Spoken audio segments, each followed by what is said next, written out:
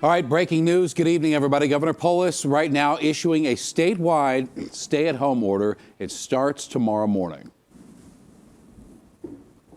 Yeah, the governor saying he is making the decision because we need to save lives. He made it clear we must make this sacrifice to save lives of our loved ones, our friends, our neighbors, even perfect strangers. Thank you so much for joining us for Denver 7 News at 5 o'clock. I'm Ann Trujillo, joining you from my remote home studio. And I'm Shannon Ogden here in the Denver 7 studios. And I assure you we'll break down all the important news that just came out of that press conference from the governor in just a moment. First, the why the order was just issued. A look at the latest information. We just got this in from the Colorado Department of Public Health and Environment. The number of new cases in Colorado has now surged past 1,000. The death toll in our state has climbed to 19. Right now, 148 people have symptoms severe enough to need treatment at the hospital. And the state is tracking outbreaks at 9 different residential health care facilities.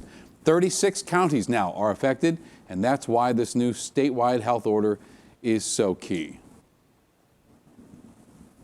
That's right. So we want to get back to that statewide health order just announced by the governor, and Denver 7's Lance Hernandez has more on the stay-at-home order that will take effect tomorrow morning. Lance?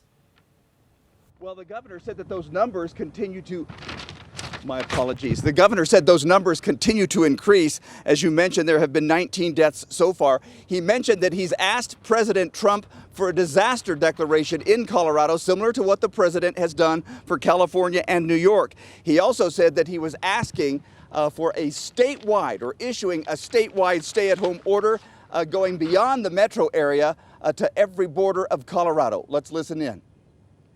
Why now?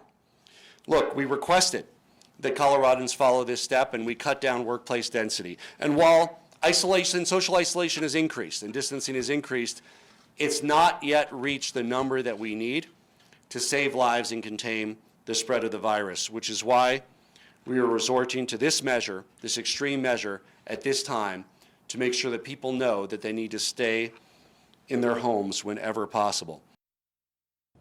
Now, that statewide order begins tomorrow morning and will run through April 11th. I asked the governor if he thinks that the peak of this pandemic will reach sometime between now and April 11th.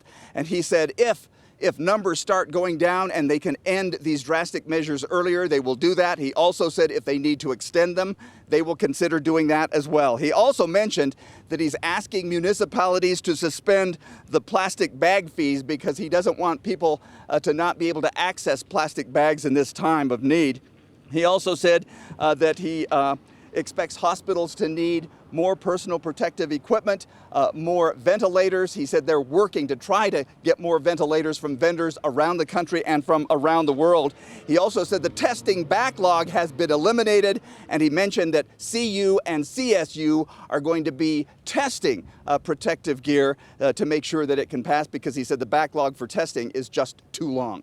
Reporting live at the Emergency Operations Center in Centennial, Lance Hernandez, Denver 7. All right, thank you, Lance.